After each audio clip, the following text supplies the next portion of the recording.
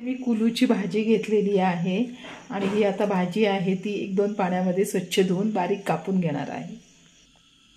कुलूची भाजी आहे ती बारीक कापून झालेली आहे, एकदम बारीक कापून घ्यायची आहे। आता कढईमध्ये मी तेल घेतलेलं आहे, पालेभाजीला तेल जरा जास्त घ्यायचं आहे। तेल गरम झालं, थोडंसं चिमूटभर हिंग, जिरं, एक मोठा कांदा घेतलेला आहे बारीक चिरून, लसूण,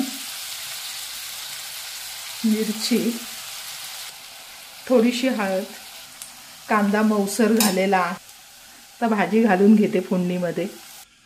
अर्धा वाटी खोबरं लगेचच घालून घ्यायचं आहे, चवीनुसार मीठ।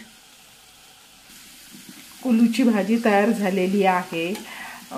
भाजीची डिटेल बघायची असेल तर चॅनलवर अपलोड झालेली आहे।